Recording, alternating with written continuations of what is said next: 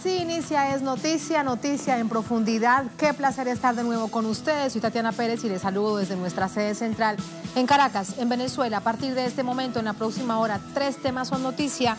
Los vemos en titulares primeros. Es noticia Nueva York. Desde la sede de la ONU, el canciller de Venezuela, Jorge Arriaza, exige a Estados Unidos que levante las sanciones en contra del pueblo y del país en general.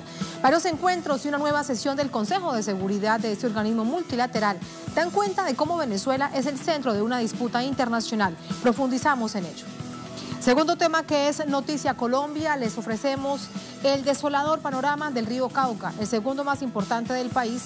Tras el cierre de las compuertas de Hidro y Tuango, la Procuraduría abre investigación disciplinaria contra los responsables de lo que ya se considera como el peor daño ambiental del último siglo en esta nación andina. Y tercer tema que es Noticia Estados Unidos. El narcotraficante Joaquín El Chapo Guzmán es sentenciado a cadena perpetua por 10 años en una corte del país y nos preguntamos, ¿el problema es o era el Chapo o el fracaso de la lucha contra las drogas en el mundo? Profundizamos en ello. Noticia casi comienza. Bienvenidos, bienvenidas.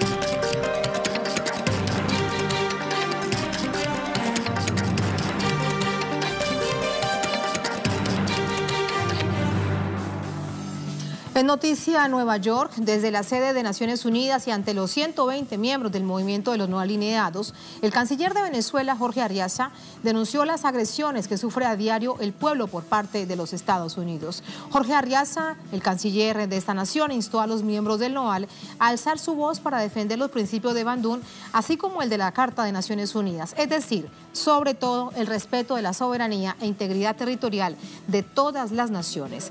Tras la reunión, el diplomático venezolano ofreció una conferencia de prensa donde realizó el balance del encuentro, en donde reiteró que si Estados Unidos desea ayudar a Venezuela, debe acabar con el bloqueo financiero y comercial. Entonces, seamos coherentes. Desbloqueen a Venezuela, levanten las sanciones, respeten la Carta de las Naciones Unidas, porque no tiene ninguna autoridad legal los Estados Unidos y el gobierno de Estados Unidos para imponer medidas coercitivas unilaterales fuera del marco del derecho internacional. Esa es la verdad, esa es la realidad. Y además, lo más vergonzoso, que si 20 millones de dólares versus 30.000 millones de dólares, por lo menos, más lo que se ha dejado de producir por no poder tener acceso a materias primas, por no poder poner a funcionar nuestro parque industrial, que debe sumar cientos y cientos de miles de millones de dólares. O sea, no puede haber tanto cinismo y tanta hipocresía en ese sentido. En Venezuela no hay una crisis humanitaria. En Venezuela hay una economía bloqueada y asediada y a pesar de esa circunstancia miren, hemos logrado recuperar niveles de consumo en Venezuela de 1 millón de toneladas al mes en alimentos. También este martes el gobierno de Rusia calificó como un intento de intervención militar en Venezuela esta pretendida ayuda humanitaria ofrecida por Estados Unidos. En rueda de prensa, el ministro de Exteriores de esta nación, Sergei Lavrov, informó que sostuvo una comunicación telefónica con el secretario de Estado de Estados Unidos, Mike Pompeo. Allí dijo vía telefónica que le instó a ese país, a Estados Unidos, a reconsiderar su postura injerencista por la situación política de Venezuela. Vamos ahora a revisar la información interna en Venezuela con respecto a estos ecos de exigencia, de defensa, de paz y de soberanía. De esto conversamos con nuestro corresponsal en Caracas, Luis Tavera, desde nuestra sala de redacción. Luis, ecos que además se escucharon y de qué manera en movilizaciones. ¿Cómo terminó esta jornada? Hola Tatiana, un saludo para ti y para la audiencia que sintoniza las pantallas de Telesur. Como tú muy bien lo decías, siguen sumando voces de respaldo para Venezuela ante este contexto político que Estados Unidos busca presionar una vez más con sanciones y con amenazas. Esto ha sido rechazado por varios países y específicamente por Rusia. Ya escuchábamos a toda su diplomacia que le exigía al gobierno de los Estados Unidos que no realizara este tipo de injerencias en el marco constitucional de Venezuela, ya que esto impediría el desarrollo de los venezolanos. El pueblo, Tatiana, también continúa desde las calles apostando por la paz, clamando por el respeto a la soberanía, y esto lo veíamos hoy en un día de movilizaciones enmarcados en el Día Nacional de la Juventud. Las fuerzas chavistas, los jóvenes revolucionarios plasmaban en pancartas, salieron a las calles por el centro de Caracas para poder decir al mundo que ellos se mantienen consolidados, que ellos mantienen un mensaje de paz, que ellos tienen una conciencia política. Además, resaltaban la necesidad de defender estos alcances sociales, estas misiones sociales que han logrado impulsar la inclusión a todos los jóvenes, y esto en materia de educación, en materia de inserción laboral, todas las misiones que el presidente de Venezuela, cuando hoy los recibía a esta marcha en la Plaza Bolívar, detallaba la optimización de estas misiones y la importancia que tienen los jóvenes hoy desde un papel protagónico desde la Revolución Bolivariana.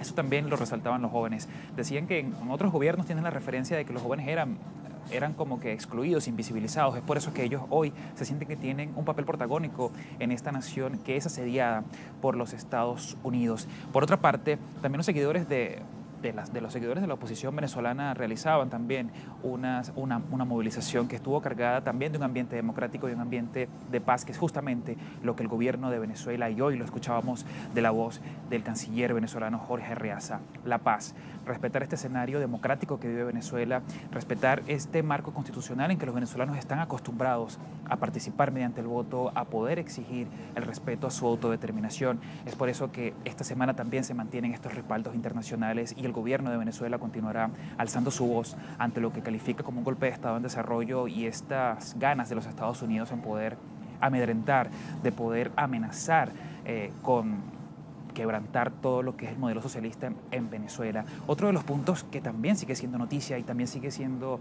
tema de análisis por todos los expertos de política internacional es esta querella, esta intención de los Estados Unidos en poder introducir una ayuda humanitaria. Y esto los venezolanos es confuso, porque ellos dicen que si Estados Unidos quisiera realmente ayudar a los venezolanos, no con sanciones o con bloqueos financieros al músculo económico como es la estatal petrolera PDVSA, eso no es una ayuda. Eso es simplemente seguir apretando, seguir torciendo la economía de Venezuela. Es por eso que ellos desconfían en estas intenciones de la supuesta ayuda humanitaria. Parte del contexto político-social, parte de lo que los venezolanos opinan hoy en Venezuela, que sigue siendo el ojo de los Estados Unidos para poder perpetrar todo lo que es esta injerencia internacional que varios países ya denuncian, Tatiana. Allí lo que sucedió a nivel interno en Venezuela y también el contexto internacional. Gracias, Luis. Muy buenas noches. Buenas noches. Muy buenas noches. Vamos a conversar ahora con otro Luis, nuestro analista de este momento. Luis Weiner, sociólogo, investigador, director de estudios nuestroamericanos del Centro Cultural de la Cooperación, con nosotros desde Buenos Aires. Luis, muy buenas noches. ¿Cómo está? ¿Qué tal, Tatiana, y a la audiencia de Telesur? Buenas noches, ¿cómo andan ustedes? Muchísimas gracias. Quiero comenzar ese análisis, si le parece, Luis, por lo sucedido durante esta jornada de Naciones Unidas. Distintos hechos en las últimas 24 horas, un nuevo encuentro del canciller Jorge Arreaza, el canciller de Venezuela, con el secretario general de Naciones Unidas, que respalda de nuevo la legitimidad del gobierno, y evidentemente se envió un mensaje. Consejo de Seguridad de Naciones Unidas sobre el mismo tema central, Venezuela, y además encuentro del canciller con el movimiento de los no alineados. Todo esto con las principales potencias del mundo, muchas de ellas acompañando al gobierno y al pueblo de Venezuela, otras particularmente Estados Unidos, sus aliados, intentando ingresar una ayuda humanitaria. Todo este contexto mundial, ¿qué le dice a usted? Sí, bueno, tú bien lo decías, y ustedes lo decían también hace un rato en el informe. Me parece que es hoy Venezuela expresión de una pugna geopolítica muy, muy significativa, y para América Latina sobre todo muy significativa, donde acá hay que ser claros y decir que lo que se pone en juego con todos estos encuentros, reuniones, intentos de emitir comunicados, OEA, Naciones Unidas, Unión Europea, etcétera, me parece que lo que está en juego es efectivamente si se toman en consideración las ideas propias del multilateralismo, ¿no? En relación a las cartas de Naciones Unidas, la carta fundante de Naciones Unidas, o si se sigue bregando por una posición unilateral, ¿no? Que tiene sesgos de injerencismo muy, muy claro, y entonces efectivamente en cada uno de estos encuentros se pone muy, muy claro esta cuestión, digo, siempre con el mote, ¿no? De la cuestión de la potencial ayuda humanitaria, que me parece que para todos y todas ya está bastante claro de qué se trata en esta etapa, cada vez que levantan estos rótulos de ayuda humanitaria, donde aparecen ya con mucha certeza cuáles son las cifras que efectivamente se ponen en juego a la hora de caracterizar este largo bloqueo que ya viene asediando a Venezuela. No es solo de este último año, estos últimos 2 años, uno podría decir ya desde el año 2013, donde se cargaron más las tintas en relación al bloqueo financiero y la guerra económica, pero ni hablar a partir del decreto sancionatorio de Obama 2015, la orden ejecutiva de Donald Trump en 2017. Efectivamente, hoy yo leí algunos informes de la Unidad de Debates Económicos de CELAC, donde se da cuenta de una pérdida en materia económica de casi 22.000 millones de dólares por año, ¿no?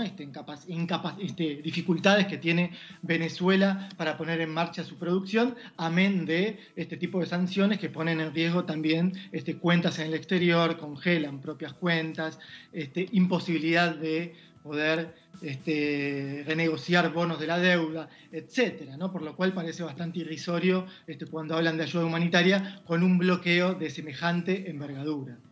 Claro, ahora este es el contexto hacia Venezuela, el papel ahora que ha jugado Naciones Unidas.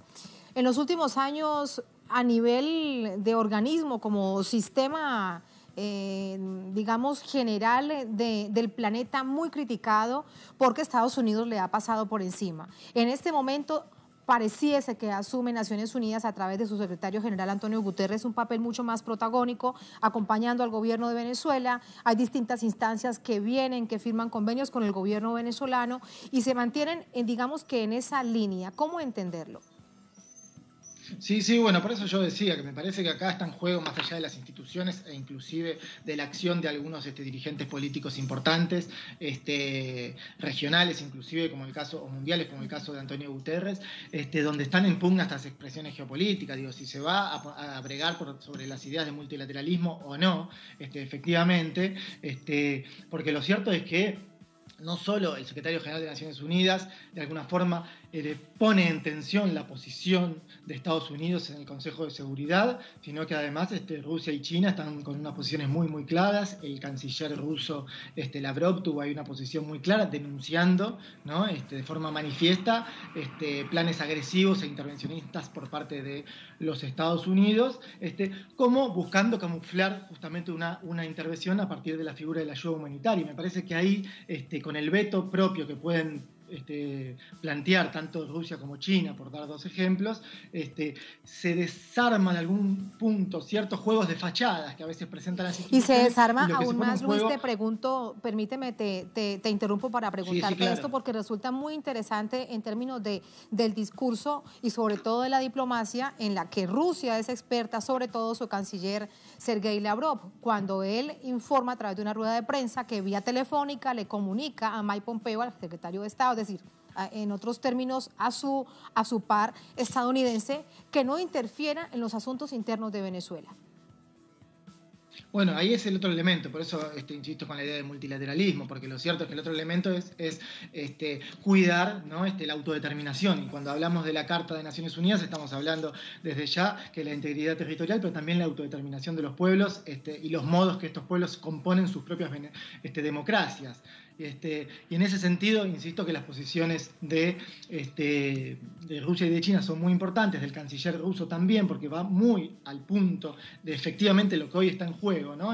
Sin dejar lugar para las dudas, la autodeterminación por un lado, los recursos naturales por el otro, y si efectivamente se va a profundizar o no una actitud injerencista y belicista. Entonces, de nuevo, así como en el año 2017 se calmaron las calles de violencia en Venezuela a partir de la convocatoria a una Asamblea Nacional Constituyente que tenía por objetivo fundamental parar con la violencia, de nuevo aparecen, por ejemplo, en este caso, Rusia, China, el propio secretario general de Naciones Unidas, el grupo de contacto, digamos, convocado por Uruguay y con México con una posición muy clara para decir no de nuevo a la violencia en una zona de paz como es América Latina. Me parece que en este orden de dificultades que estamos teniendo en nuestro continente en este tiempo, con mucha claridad aparecen cuáles son los intereses geopolíticos en juego y, bueno, a partir de declaraciones muy claras del propio Pompeo, Marco Rubio, Bolton, donde efectivamente ya no esconden cuál es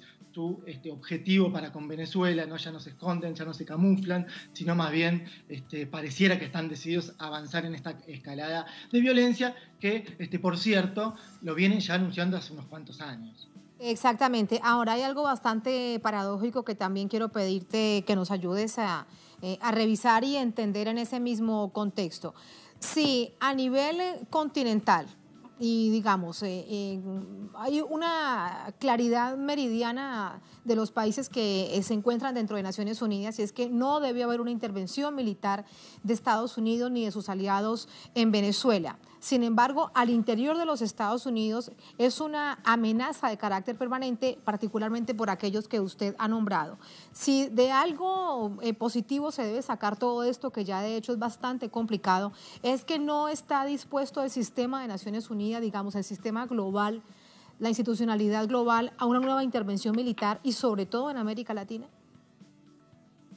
Bueno, de alguna forma es una de las misiones de Naciones Unidas, básicamente, y no está dispuesta porque va en contra de todos sus principios, más allá que hemos visto que en otros casos donde Estados Unidos pudo imponer una mirada sobre cómo actuar, ¿no? Cómo accionar políticamente y militarmente, me parece que en este caso hay que decir que la diplomacia venezolana está jugando un rol muy, muy importante, ha llevado a estos escenarios internacionales que no han sido pensados, muchos de ellos por Venezuela o por América Latina, dígase Naciones Unidas, dígase la OEA, y sin embargo lleva a esos terrenos a discutir de en serio estos verdaderos problemas, y de alguna forma, digo, como vos bien decías, en este terreno bastante difícil, sin embargo obtiene, ¿no? Permanentemente ciertas victorias diplomáticas. Los países no alineados por un lado, la OEA que no es capaz no puede lograr emitir un comunicado en conjunto de consenso, y la propia Naciones Unidas, ¿no? Que encuentra ahí,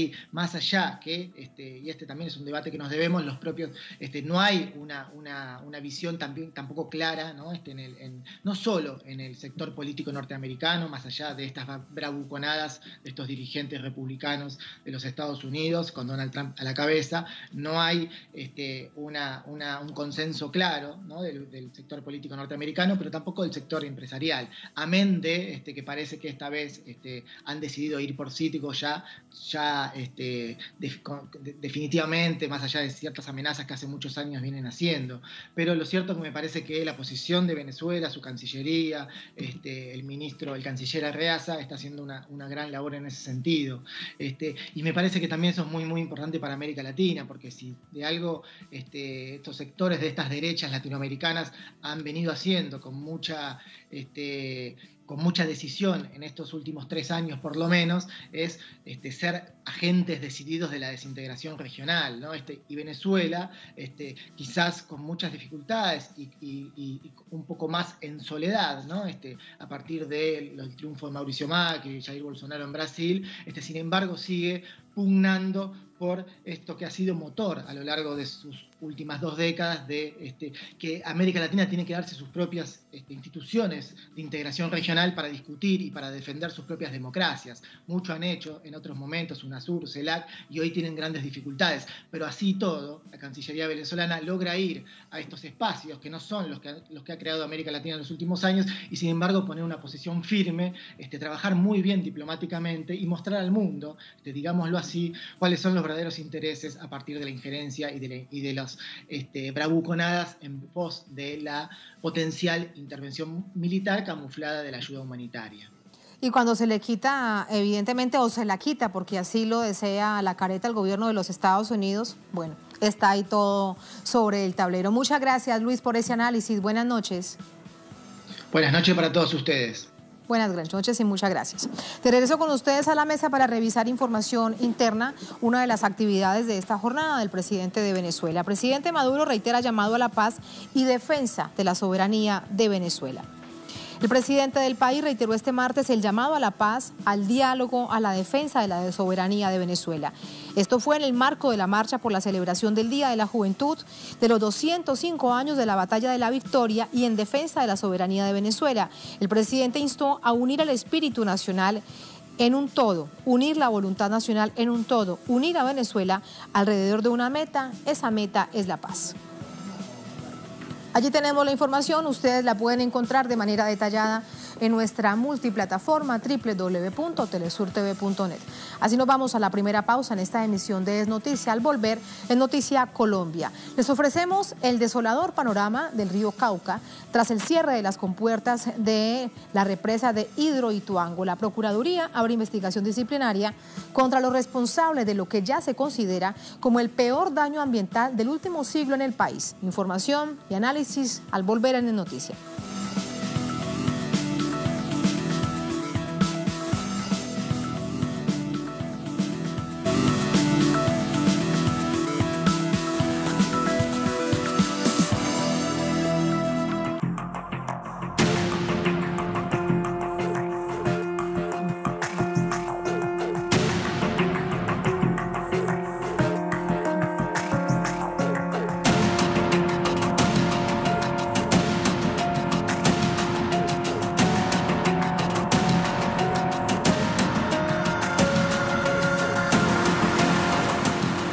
Colombia, el Ministerio Público inicia una investigación disciplinaria contra las autoridades de Antioquia, de este departamento, y de empresas públicas de Medellín, de EPM. El proceso judicial tiene el objetivo de determinar los incumplimientos frente a un proyecto hidroeléctrico que ha terminado en uno de los desastres ambientales más devastadores del país. Detalles a continuación.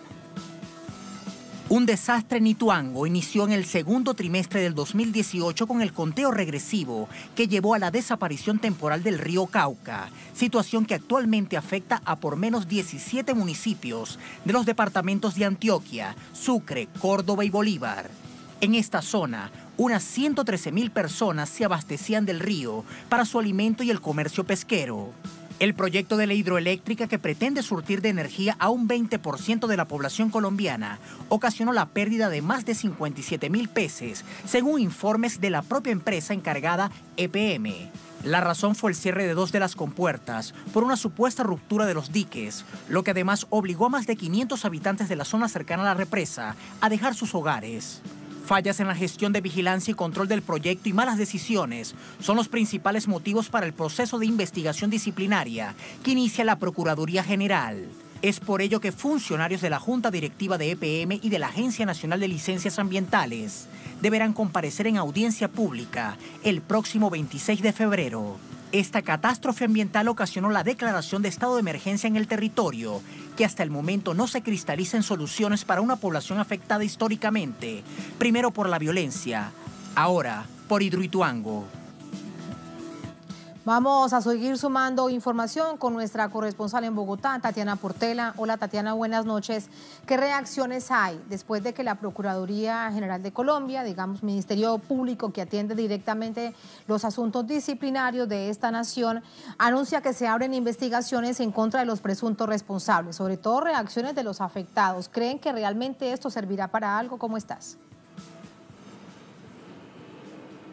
Un saludo para usted, Tatiana, y para nuestros televidentes. Pues Movimiento Ríos Antioquia, que es la organización que ha estado denunciando todo lo que ha pasado desde el momento en que se empezó a construir la represa hidroeléctrica Hidroituango, ha dicho que frente a la decisión del procurador de investigar a estos funcionarios, hay que recordar o señalar que este movimiento de Ríos Vivos había pedido allá hace un año que se hiciera una investigación preliminar para sancionar a funcionarios públicos y empresas públicas de Medellín, algunos de los ejecutivos que estaban realizando graves daños tanto ambientales como sociales en la región. Y aunque reciben de buena manera esta declaración del procurador Fernando Carrillo al decir que va a entrar a investigar disciplinariamente a ejecutivos de EPM, pero también incluso a excandidatos presidenciales, pues como Sergio Fajardo, pues lo que dicen además es que esperan que esto realmente sí dé soluciones, pero lo que piden es lo siguiente: desmantelar progresivamente esa represa. Dicen que ha sido efectivo la manera en la que ahora el procurador sale a investigar, pero que aquí lo relevante es tratar de mitigar el máximo daño al río Cauca y a las habitantes que se encuentran a orillas de este río. Si no se desmantela la represa de Hidroituango, las consecuencias serán nefastas y continuarán una tras otra por lo que ha pasado con la represa de Hidroituango. Ahora bien, el procurador ha dicho también que va a realizar una audiencia pública en Medellín. Lo que dice Movimiento Ríos Vivos es que esta audiencia debería hacerse no en Medellín, sino en donde están las comunidades afectadas, no solamente para que el procurador viaje hasta la zona y recorra y escuche a estas personas, sino también para que el país entero se dé cuenta de lo que está pasando.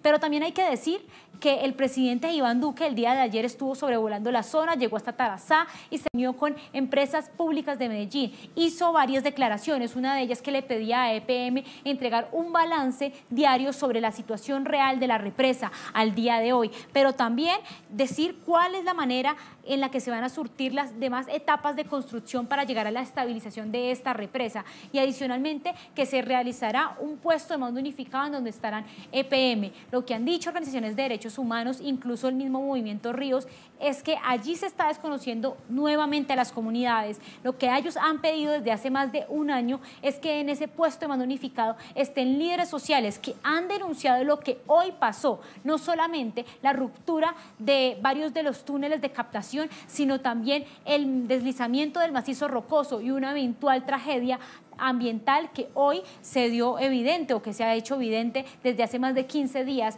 cuando se secó el río Cauca, y las consecuencias pues son nefastas. Y aunque el presidente Duque, Tatiana, ha dicho que se encuentra realizando con EPM una inspección para ver de qué manera se puede mitigar, pues nosotros hablamos con expertos ambientales y sociólogos y sostienen que la tragedia ya está hecha, que lo único que hay que hacer ahora es esperar que el río vuelva a tener esos vertederos por donde pasaban las ciénagas y se pueda recuperar alguno de los peces que murieron tras este cierre del río Cauca en la represa de Hidroituango.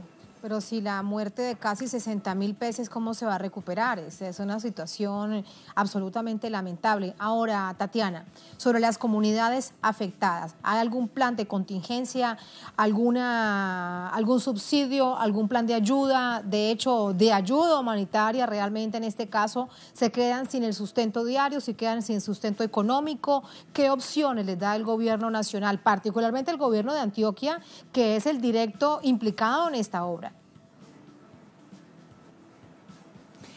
Pues aquí hay varios puntos que analizar, Tatiana. El primero de ellos es que hay comunidades que ya completan un año cuando se presentó la primera fractura en la represa de Hidroituango, que ocasionó que el río se desbordara y que muchas de estas personas perdieran sus casas y sus enseres. Después de un año hay muchas comunidades que todavía se encuentran en albergues de paso, que eran de paso, pero que hoy se han vuelto en sus hogares. No han recibido hasta el momento ayuda humanitaria ni del gobierno nacional de Iván Duque, ni de empresas públicas de Medellín. Hay que señalar también que la semana pasada se denunció que incluso la unidad de gestión de riesgos con EPM estaba llegando hasta los sectores de Tarazá y de Ituango para pedirles que firmaran un documento en el que aseguraban que habían recibido ayudas humanitarias, esto sin que se diera esas ayudas humanitarias. Y aunque el presidente ha dicho que aquí lo importante es la sociedad y sobre todo las personas que se encuentran alrededor del río, pues hasta el momento ellos no han recibido ninguna ayuda de EPM, ni siquiera de empresas públicas de Medellín para analizar qué es lo que está pasando.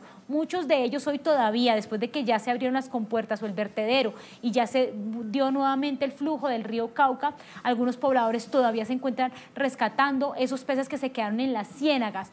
Esto, por supuesto, lo que dicen las comunidades es que aquí hay una falta de responsabilidad por parte de empresas públicas de Medellín, que no ha asumido desde el momento en que las comunidades denunciaron el accionar frente a evitar este ecocidio ambiental que hoy se da y, por supuesto, frente a la vivienda, a la vida digna, a la vida que ellos sostienen a través del río y que hoy se ve duramente afectada. Así que su respuesta, Tatiana, es que hasta el momento no ha habido ninguna ayuda humanitaria ni para estas personas que hoy sufren esta tragedia ambiental, ni para las de hace más de un año que también perdieron todo después de que se vino el creciente del río Cauca.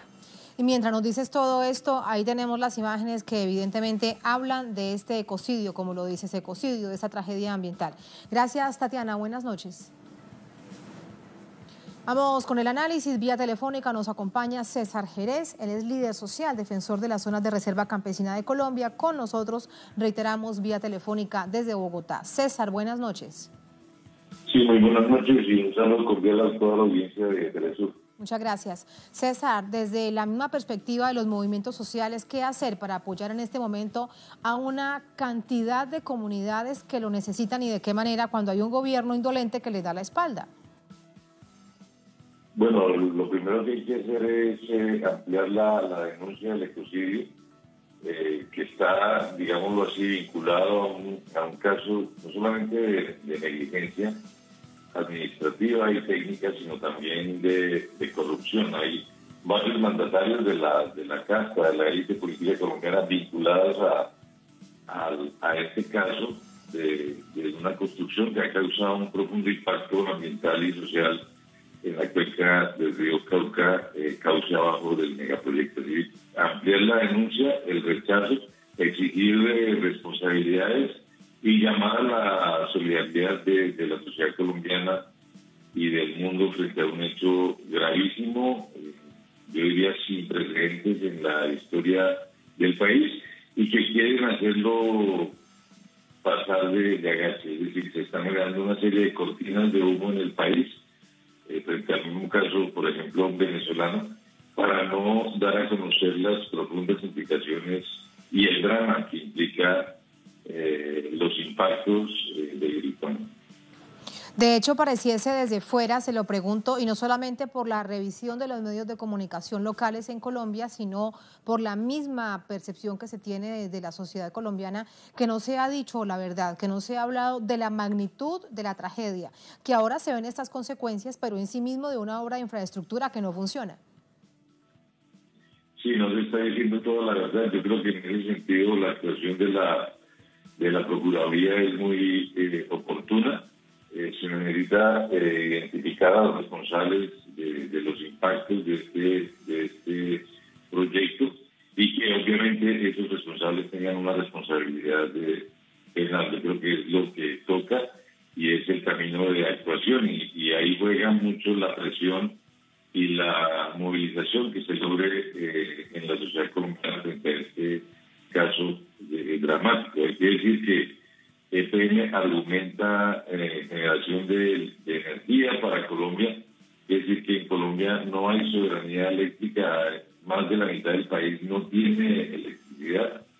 Son decenas de miles de familias colombianas que viven todavía sin electricidad, sobre todo en los campos del país, y que fundamentalmente lo que buscaba Hidroituango es un negocio de generación de energía eléctrica para exportar, es decir, el cuento de que el proyecto busca beneficiar a la sociedad colombiana no es cierto, y eso pues aumenta las implicaciones de los impactos de esta tragedia.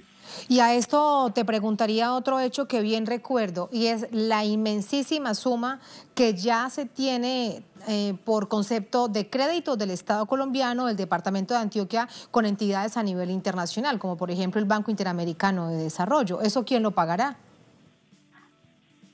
Muy posiblemente lo tengamos que pagar toda la ciudadanía colombiana. Los sobrecostos obviamente son enormes. El EPM está hablando de que la presa entrará en funcionamiento en el año 2021, lo cual hay que decir que es poco probable, puesto que hay unas fallas técnicas, no solamente en el tema estrictamente de la generación de energía eléctrica, sino también en todos los aspectos de geología y geotecnia. Hay un enorme riesgo de que la presa finalmente sea un fracaso y tenga más impactos ambientales en el futuro.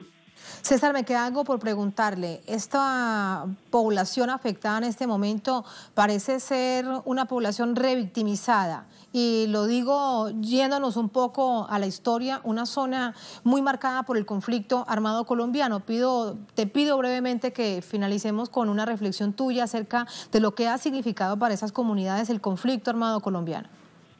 El área donde se construyó la presa es un área donde actuó el grupo paramilitar de los 12 apóstoles, al cual está vinculado directamente la familia Uribe, particularmente el hermano del expresidente. es una región donde hay cosas comunes que nunca fueron descubiertas, que la prensa obviamente va a cubrir, es decir, el caso de Hidroituango está vinculado también a un caso sistemático de impunidad y de imposibilidad de conocer alguna vez la verdad. Es decir, a partir de los intereses económicos que derivan de la corrupción, también está el tema de que en esta región, con muchas víctimas del paramilitarismo, pues precisamente está la presa de Hidroituango y está el caso de múltiples asesinatos a los cuales está vinculado directamente el hermano del expresidente Uribe. Esa es la situación de esta zona que ahora padece una situación tan compleja como la que teníamos en las imágenes. César, gracias. Muy buenas noches. Muy buenas noches, gracias a ustedes. Así nos vamos a la segunda, última pausa en esta emisión de Es Noticia. Al volver, Es Noticia a los Estados Unidos. El narcotraficante mexicano Joaquín El Chapo Guzmán es sentenciado a cadena perpetua por 10 delitos en una corte de este país. Nos preguntamos lo siguiente: ¿el problema acaso es el Chapo o el fracaso de la lucha contra las drogas que impone, una fórmula que impone los Estados Unidos? Vamos a analizarlo al volver en Es Noticia.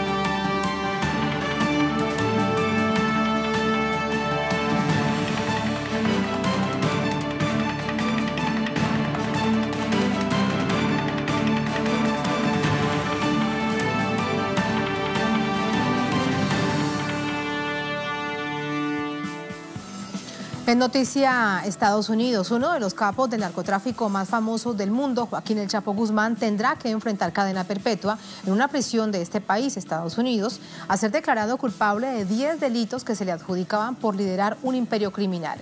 Sin embargo, su encarcelamiento no parece afectar el negocio del narcotráfico, que va en aumento y que sigue haciendo estragos en la región, en todo el mundo, en América Latina y en Estados Unidos. Aquí tenemos esos detalles. Este martes, un jurado en Nueva York declaró culpable a Joaquín El Chapo Guzmán de ocupar un cargo de responsabilidad en el cartel de Sinaloa, que traficó toneladas de drogas a Estados Unidos durante 25 años, por lo que enfrentará cadena perpetua. El Chapo fue juzgado 2 veces en México y en ambas oportunidades logró escapar de la cárcel, por lo que tuvo que ser extraditado por el gobierno mexicano en 2017 y sometido a un nuevo juicio en una corte estadounidense. Aunque el encarcelamiento del capo es considerado un duro golpe al narcotráfico, las células criminales y los cultivos de uso ilícito continúan en expansión en la región. Un informe de la agencia estadounidense antidroga y una nota de la Procuraduría Mexicana del pasado año confirman las operaciones de antiguas y nuevas organizaciones criminales mexicanas, entre ellas el Cartel Jalisco Nueva Generación, el Cartel de Juárez, el Cartel del Golfo, la banda de los Beltrán Leiva y los Zetas. Además, el más reciente informe de la Oficina de Naciones Unidas contra la Droga y el Delito señala que el mayor nivel de producción y consumo de cocaína se concentra en el continente americano. Colombia se mantiene como el principal productor de este narcótico en el mundo. De una producción mundial de 1.410 toneladas de cocaína en 213.000 hectáreas de cultivo en 2016, Colombia aportó el 68,5%, con 146.000 hectáreas de cultivo.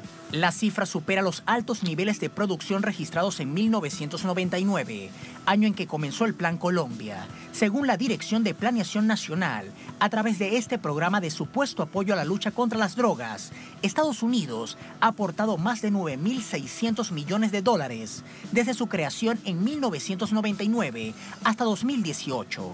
Aunque la DEA asegura que trabaja para crear estrategias que permitan a los países luchar contra este flagelo, la senadora estadounidense Dianne Feinstein desmonta esta idea al señalar que el 92% de la coca que entra a su país proviene de Colombia. La nación andina ha ocupado el primer lugar de exportación de esta droga los últimos años, mientras la potencia del norte financia su desgracia. Entre tanto, según la ONU, Afganistán lidera el mercado del opio, cuya producción aumentó en un 65% de 2016 a 2017. Este incremento se debió al aumento del cultivo y el incremento gradual del rendimiento de la adormidera en el país asiático.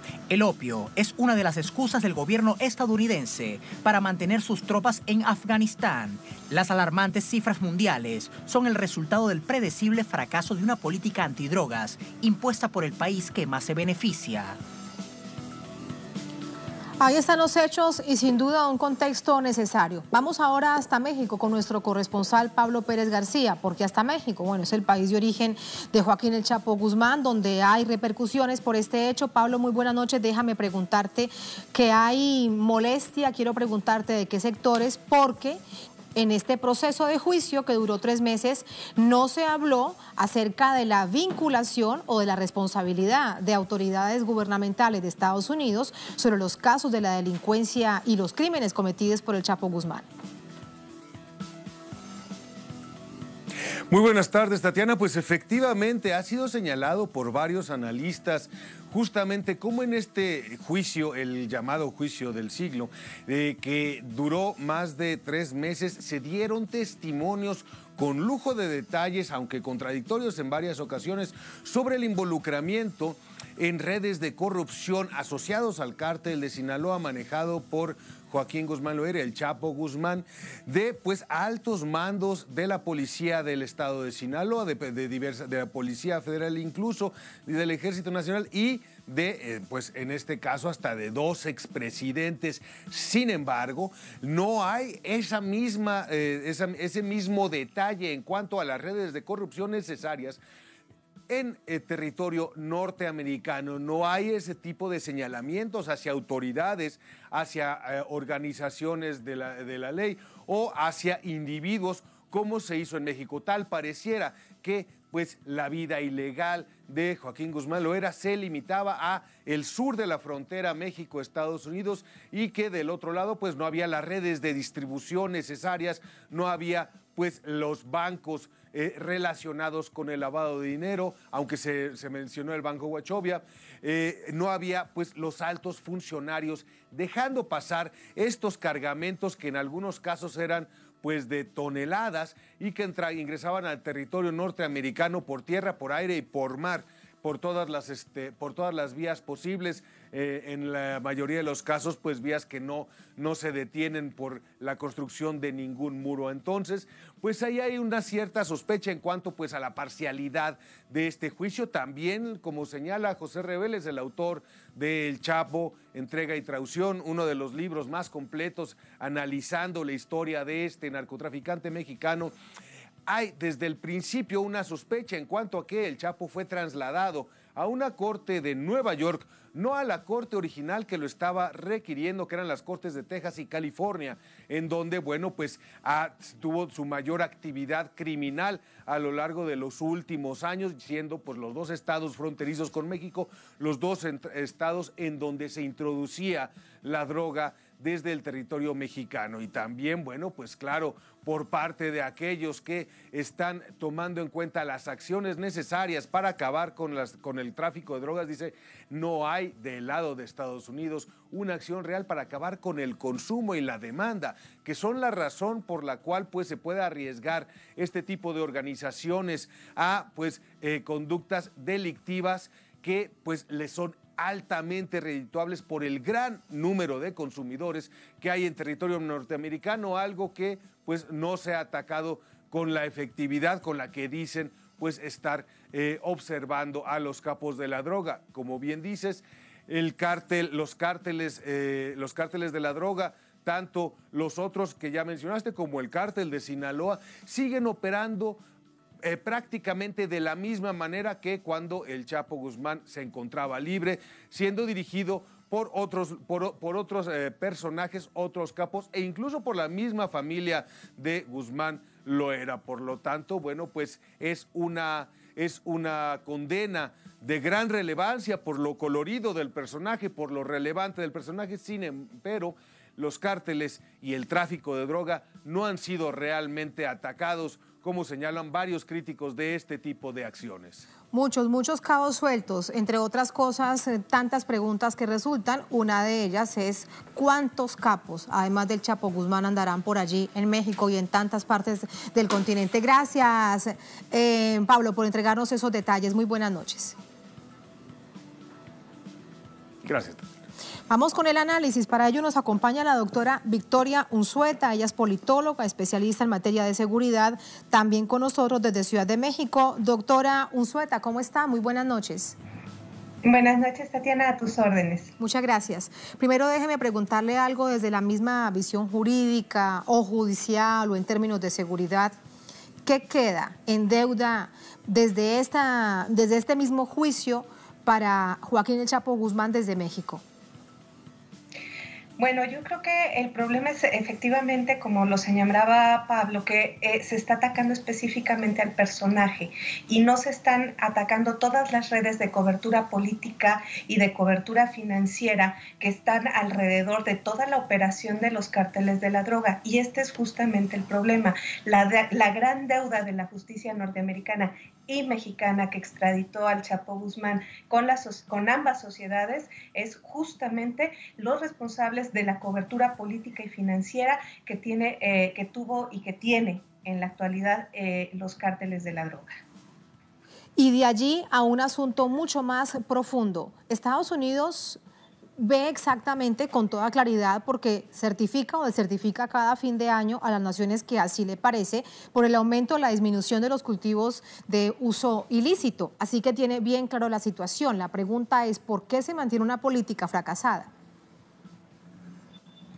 Bueno, primero porque hay compromisos internacionales que no han permitido superar el estereotipo del combate, criminal desde esta perspectiva a los cárteles de la droga, y no se ha permitido abordarlo desde una perspectiva más integral que nos permita efectivamente ir socavando el perfil de los cárteles de la droga. Por otro lado, hemos tenido también como parte de esta política una serie de acciones que han deshecho en muchos pedacitos a los cárteles, que han fragmentado a los cárteles, y entonces dentro de esta reorganización que ha generado la política antidrogas, la política específicamente de combate antidrogas es efectivamente una proliferación de muchos chapos chiquitos, si así lo queremos ver, que difuminan los esfuerzos que tiene que hacer el Estado para atacarlos, pero a la vez hacen mucho más difícil que las propias instituciones del Estado puedan actuar, dada la gran introducción que tienen dentro de las estructuras sociales. Entonces, básicamente el problema que hemos visto es una fragmentación del narco, una lucha mal dirigida, una estrategia global que no ha permitido la integración de una política mundial de drogas que nos permita superar, y específicamente en el caso de México, las alianzas con Estados Unidos, el ASPAN, la iniciativa Mérida y toda esta serie de iniciativas que han generado el combate antidrogas, nos han generado a nosotros una situación de violencia que ahorita está cobrando alrededor de los 200,000 muertos. Esa es una situación muy, muy lamentable la que vive México. También es importante recordar Colombia, aunque en los 80 y 90 fue una situación similar a la de México, no quiere decir que se haya acabado, que se haya eliminado. De hecho, como veíamos en el informe anterior, Colombia es el principal productor, de hecho cultivador de hoja de coca para la cocaína, y la mayor parte de esa producción se va hacia los Estados Unidos. Allí otro punto central, porque se comparte esta visión entre Colombia y México. ¿Qué pasa? ¿Por qué no atender la primera escala que tiene que ver con los cultivadores? De hecho, si se le pregunta a la mayoría de ellos, en Colombia, por ejemplo, las encuestas dicen que es un asunto de supervivencia y no de deseo del cultivo de la hoja de uso ilegal. ese es una parte del problema, pero también tenemos que ver que la elaboración de las drogas también ha superado ya también esa fase y digamos que en términos de producción, las drogas sintéticas son ahora mucho más consumidas y mucho más nocivas de lo que son las drogas provenientes tanto de la hoja de coca como de la marihuana. Y es por eso que México ha propuesto avanzar en términos de la legalización de la cannabis para, digamos, desmitificar la parte del consumo ligado a la parte del consumo de la droga ligado a la marihuana.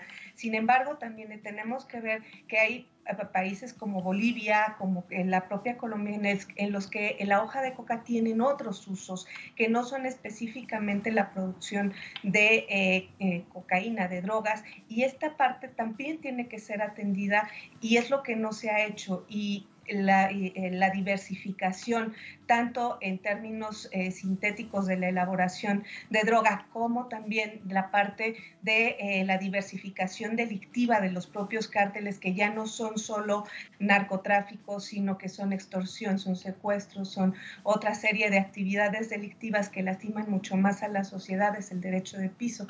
Es toda una serie de delitos que van vinculados al control territorial, han permitido que estos cárteles se fortalezcan económica y políticamente. Me queda algo por preguntarle con respecto a esta última reflexión que usted nos hace, y es cómo con el paso del tiempo, en la medida que aumenta la estrategia en términos de seguridad que impone Estados Unidos, en el caso de México, por ejemplo, bien usted recordaba el Plan Mérida, en el caso de Colombia, el Plan Colombia, cómo también dentro de los sistemas de esta red de narcotraficantes también se reinventan.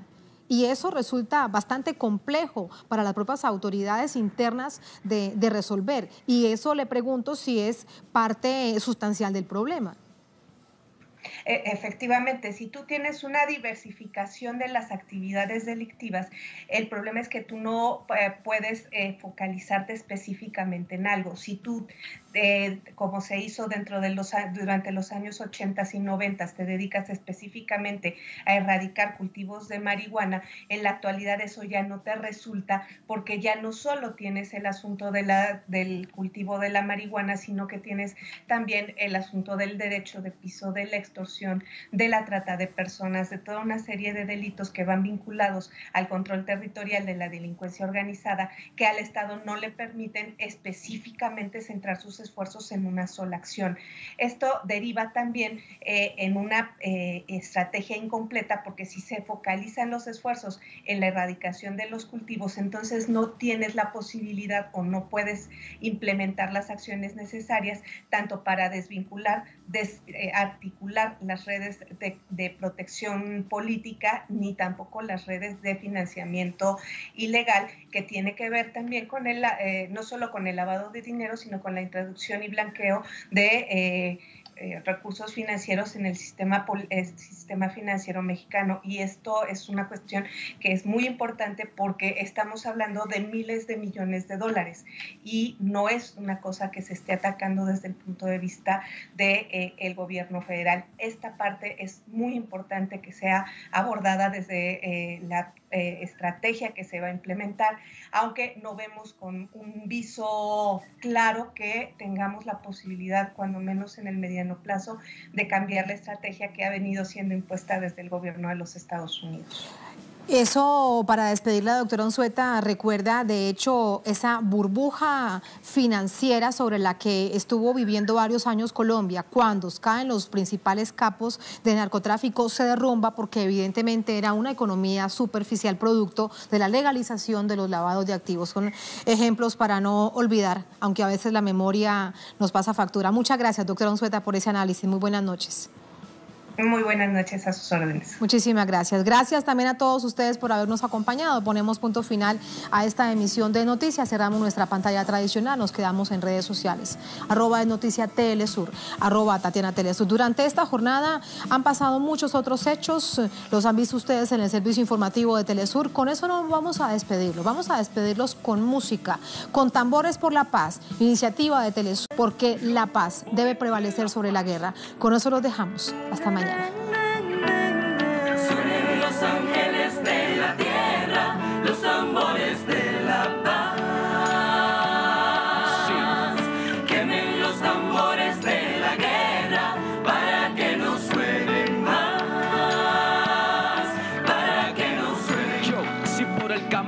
cortos y ha de saber cómo acaba. Se cambian caricias por tórrida lava. Soñaba que un día despertaríamos de este letargo y nos abrazaríamos. Toda la fe que regresa no es boomerang con afán de llevarse otra presa.